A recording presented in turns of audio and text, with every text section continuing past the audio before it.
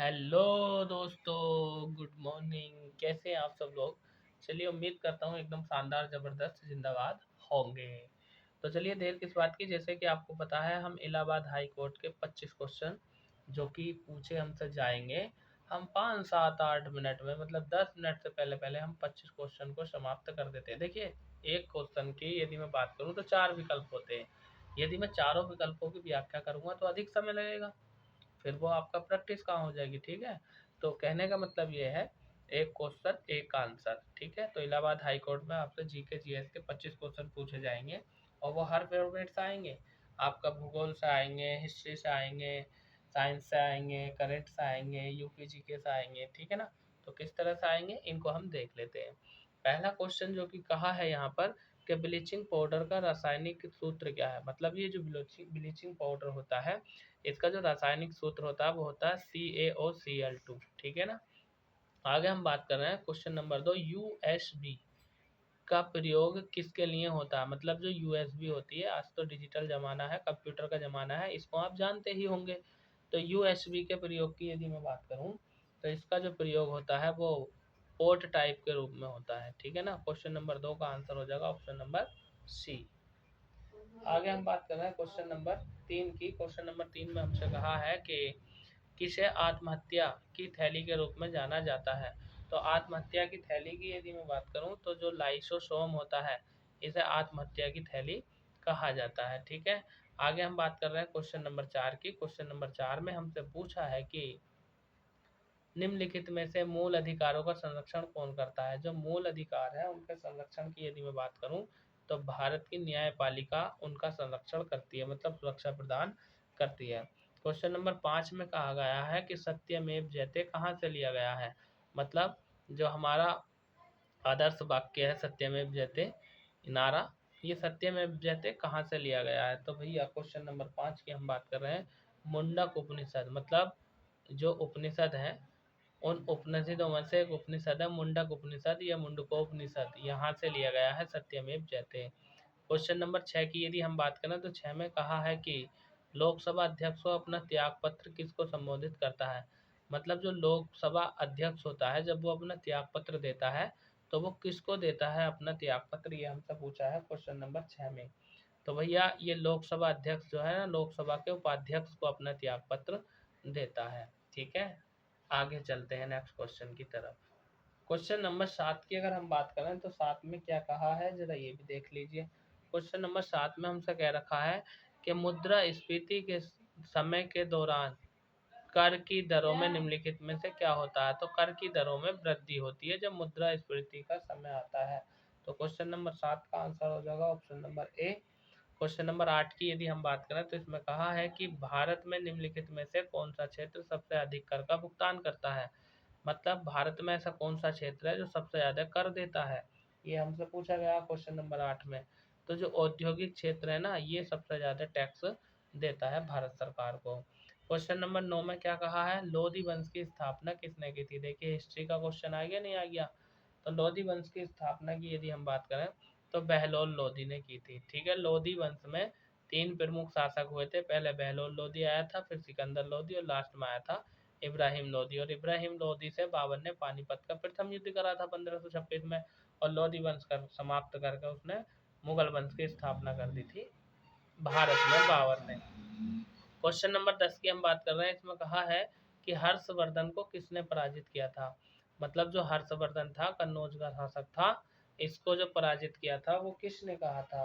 तो भैया हर्षवर्धन को पराजित करने वाला था पुलकेशिन द्वितीय, इसने पराजित किया था। ठीक है, इसके बाद हम बात करते हैं क्वेश्चन नंबर 11 की। क्वेश्चन नंबर 11 में कहा है कि जैव जैव मात्रा का पिरामिड किस पारिस्थितिकी तंत्र में उल्टा होता है। तो देखो, ये पर्यावरण से आया है क्वेश्चन नंबर 11।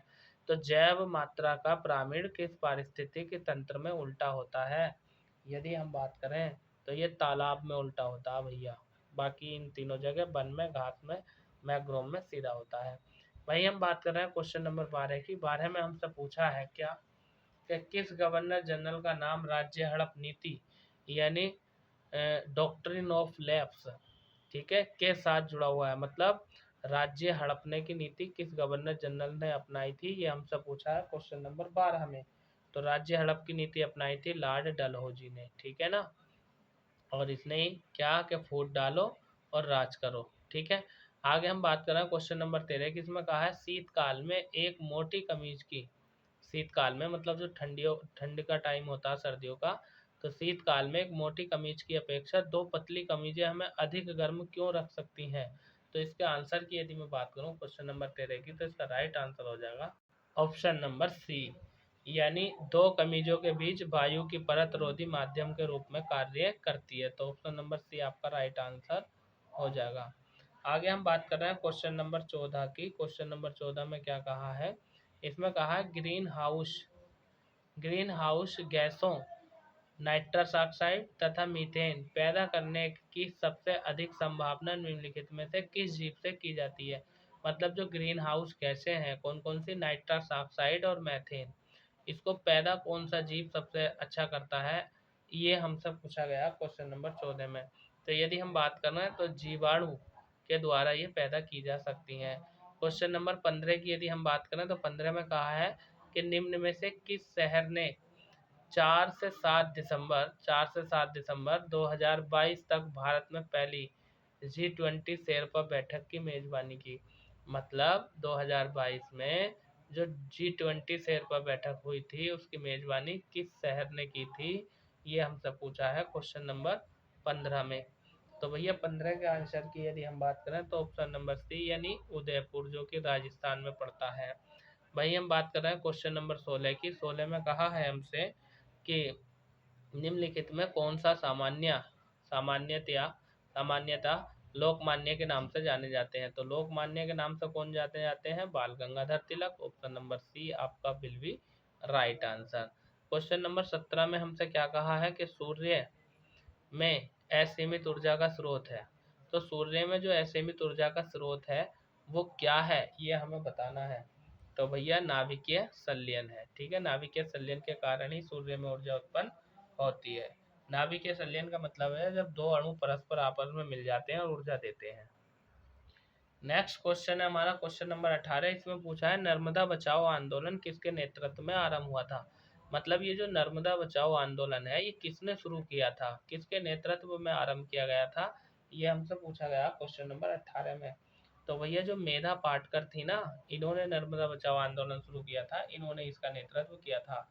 क्वेश्चन नंबर 19 में पूछा है राज्यसभा के लिए मनोनीत भारतीय चलचित्र की पहली अभिनेत्री कौन थी। मतलब भारतीय चलचित्र की मतलब सिनेमा की कौन सी अभिनेत्री थी जो राज्यसभा में मनोनीत हुई थी, पहली महिला। तो क्वेश्चन नंबर 19 का राइट आंसर हो जाएगा ऑप्शन नंबर ए यानी नरगिस दत्त थी। आगे हम बात कर रहे हैं क्वेश्चन नंबर 20 की। इसमें कहा है कि साधारण लवण का रासायनिक नाम बताओ। तो भैया साधारण लवण का रासायनिक नाम सोडियम क्लोराइड है यानी NaCl है। दो ऑप्शन इधर दिए हैं, दो ऑप्शन दूसरी साइड में दिए हैं भैया। वहीं हम बात करते हैं क्वेश्चन नंबर 21 में। इसमें कहा कि राष्ट्रीय युवा दिवस किस महान व्यक्ति के नाम पर मनाया जाता है। तो राष्ट्रीय युवा दिवस की हम बात करें तो ये किसके नाम पर मनाया जाता है, तो जो आपके स्वामी विवेकानंद है ना, इनकी याद में इनके दिवस जन्म दिवस के रूप में राष्ट्रीय युवा दिवस मनाते हैं। कब मनाते हैं, 12 जनवरी को मनाते हैं क्या, बताइए। आगे हम बात कर रहे हैं विश्व सुंदरी बनने वाली प्रथम भारतीय महिला कौन थी। यानी विश्व सुंदरी जो बनी थी भारत की पहली महिला वो कौन थी, ये हमसे पूछा क्वेश्चन नंबर 22 में। तो वो थी Reita Faria. Option number B right answer हो जाएगा। आगे हम बात कर रहे हैं क्वेश्चन नंबर 23 की। इसमें पूछा है कि भारतीय रिजर्व बैंक की स्थापना कब हुई थी। मतलब जो भारतीय रिजर्व बैंक है RBI, भारतीय रिजर्व बैंक ऑफ इंडिया, उसकी स्थापना कब हुई थी। तो भैया RBI की स्थापना हुई थी 1935 में और अधिनियम था 1934 का। क्वेश्चन नंबर 24 की यदि हम बात करें तो 24 में कहा है संतोष ट्रॉफी किस खेल से संबंधित है। तो संतोष ट्रॉफी की यदि हम बात करें तो ऑप्शन नंबर बी यानी फुटबॉल से संबंधित है। और दोस्तों जैसे कि आपको ज्ञात है मैं हर प्रैक्टिस सेट में लास्ट क्वेश्चन आपके लिए देता हूं होमवर्क के रूप में। तो क्वेश्चन नंबर 25 का आंसर आपको बताना है। यदि आप हमारे चैनल पर नए हैं, चैनल को सब्सक्राइब नहीं किया है तो सब्सक्राइब कर लीजिए। वीडियो को लाइक करके अपने यार दोस्तों व्हाट्सएप फेसबुक इंस्टाग्राम सब पर शेयर कर दीजिए। मैं वीरेंद्र प्रताप सिंह स्वागत करता हूं आपका अपना यूट्यूब चैनल BPS एजुकेशन पे। नेक्स्ट प्रैक्टिस सेट में फिर मुलाकात होगी, तब तक के लिए शानदार जबरदस्त जिंदाबाद, धन्यवाद। सब्सक्राइब जरूर कर देना।